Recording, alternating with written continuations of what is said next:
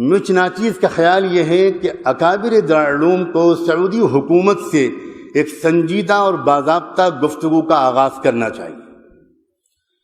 میں خود سعودی عرب میں رہا ہوں اور اسی جامعہ اسلامیہ کا ایک طالب علم ہوں جہاں سے غیر مقلدیت کا یہ سارا مسئلہ پوری دنیا میں پھیلایا جا رہا ہے۔ 8-9 سال میرے وہاں گزرے ہیں۔ میں ایک بات عرض کرنا چاہتا ہوں، یہ صحیح ہے کہ رابطہ عالم اسلامی نے وہ تجویز پیش کی جو ہمارے حضرت محترم صاحب دامت برکاتہم نے اس کو نقل کیا، اس کے ایک حصے کو، اور یہ بھی صحیح ہے کہ سعودی حکومت کا اپنا مسلک جو علانیہ ہے وہ حنبلی ہے، اور یہ بھی صحیح ہے کہ وہاں کے بہت سے علماء کا مسلک کچھ اور ہے، لیکن اس حقیقت کا انکار نہیں کیا جا سکتا کہ غیر مقلدیت کے اس فتنے کو اصل میں ساری طاقت سعودی حکومت سے پہنچ رہی ہے۔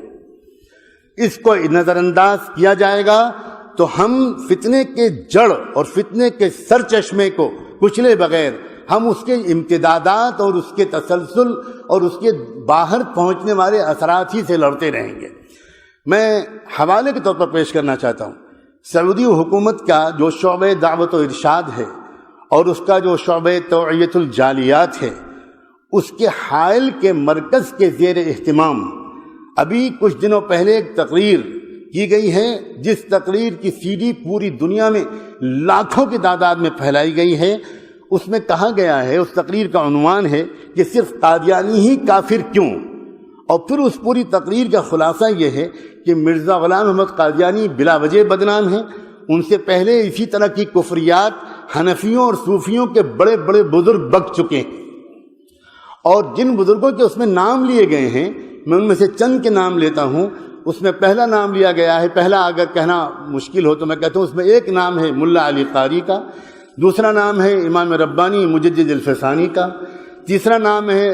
نابغ عصر حضرت مولانا رشید احمد گنگوہی رحمۃ اللہ علیہ کا،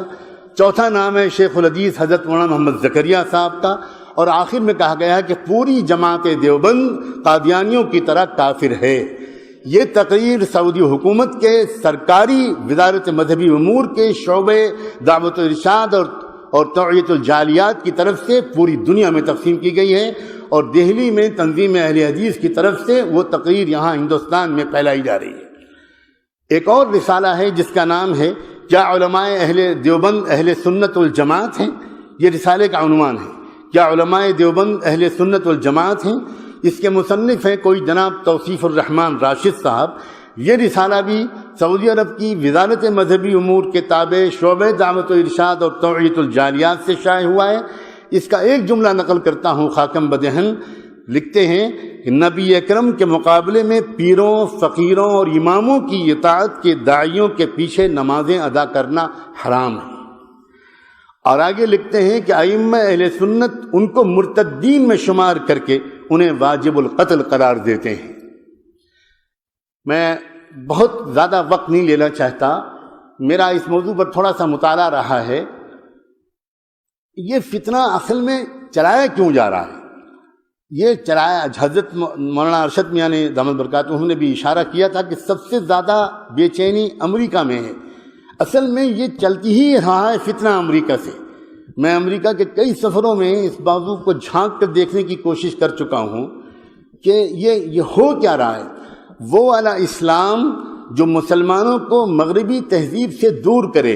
اور وہ والا اسلام جو مسلمانوں کو مغرب کے مقابلے پر آمادہ کرے، اس اسلام سے ہٹانے کے لیے مغرب نے جہاں انٹرنیٹ اور بلو فلمیں اور عریانیت اور برہنگی وغیرہ وغیرہ اس کو فروغ دے رہا ہے، وہاں وہ مغرب چونکہ جانتا ہے کہ بڑی تعداد میں مسلمان نوجوان ان تمام کوششوں اور سازشوں کے باوجود وہ شراب خانوں اور کلبوں سے دور رہ کر مسجدوں سے قریب ہو رہے ہیں، لہذا ایسے مسلمانوں کے لیے جو تمام تر کوششوں کے باوجود دین سے دور نہیں ہو پا رہے، انہوں نے دوسرا نسخہ یہ اختیار کیا ہے کہ اگر دین پر چلنا ہی ہے تو ان کو ایسے دین میں لگا دو جو ان کو آپس میں الجھا دے۔ یہ ایک سوچے سمجھے منصوبے کے تحت ہو رہا ہے، اور میرے اپنی یقین کے مطابق سعودی حکومت کا ایک طبقہ اس منصوبے میں جانے یا انجانے شریک ہے۔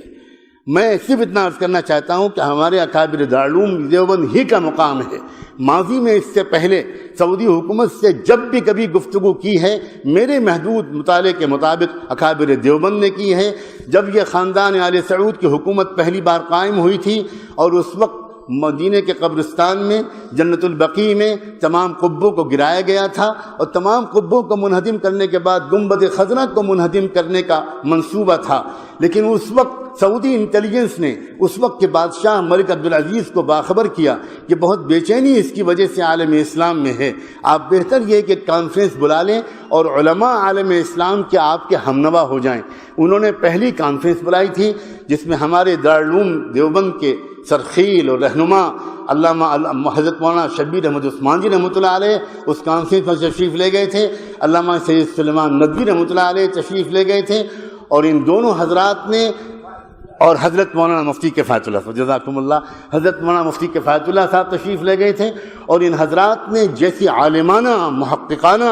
داعیانہ ایسی زبردست تقریریں وہاں پر کی اور احادیث کا انبار لگا دیا، اور احادیث کے وجوہ استدلال پر جو دارالعلوم دیوبند کا مسلک ہے اس پر جیسی بصیرت افروز روشنی ڈالی، ملک عبدالعزیز انگوش بدندہ رہ گئے. اور ملک نے برسر عام یہ کہا ان فی کلامک لوجاہا، یہ جو آپ نے بات کہی ہے اس میں بہت گہرائی ہے، میں اس کے جواب نہیں دے سکتا، مفتی اعظم سے آپ بات کریں. اور چنانچہ اگلی نشستیں ہمارے نکابرین کی ملک کے علاوہ مفتی اعظم سے بھی ہوئیں، اور بالآخر سعودی حکومت نے تسلیم کیا اس موقف کو کہ گنبد خضرا کو منہدم کرنا شریعت کے احکام کی روح کے خلاف ہے. اور پھر وہ اپنی پالیسی بدلی.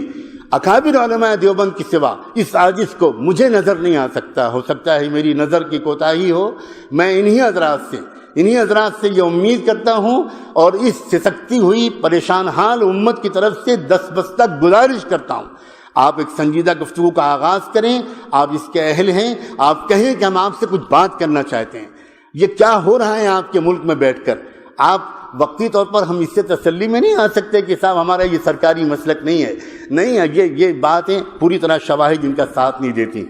ایک تو میری تجویز یہ ہے. تیسری ایک تجویز یہ ہے کہ مجھے یاد آتا ہے، مجھے اس وقت حوالہ تو یاد نہیں آ رہا، میں اس وقت سفر کے دوران سے یہاں پر آیا ہوں. نواب چھتاری کا ایک دورہ کرایا گیا تھا برطانیہ کا، اور برطانیہ کے اس سفر میں انہوں نے ایک خفیہ ادارے کو دیکھا تھا جو شہری آبادی سے دور جنگل میں انگلینڈ میں چل رہا تھا، جہاں انگریزوں کو فقہ و حدیث پڑھائی جا رہی تھی، تفسیر و قرآن پڑھایا جا رہا تھا، اور انگریز لوگ داڑھی اور عمامے میں ملبوس وہاں پر تھے، ان میں سے ایک بھی کوئی مسلمان نہیں تھا، وہ سب یہودی اور عیسائی لوگ تھے. نواب چھتاری یہ دیکھ کر حیران رہ گئے تھے. اس وقت ان سے کہا گیا تھا یہ ہم اس لیے تیار کر رہے ہیں تاکہ یہ لوگ علماء بن کر عالم اسلام میں پھیلیں گے اور وہاں تشویش انگیز مسائل کو ابھار کر مسلمانوں کی طاقت کو منتشر کریں گے. میری ایک درخواست ہے، جب دارالعلوم ایک نئے عزائم کے ساتھ اس میدان کا بھی مقابلہ کرنے کے لیے اترتا ہوا نظر آ رہا ہے، آپ بڑی آسانی کے ساتھ ایک دو ریسرچ اسکالرز کو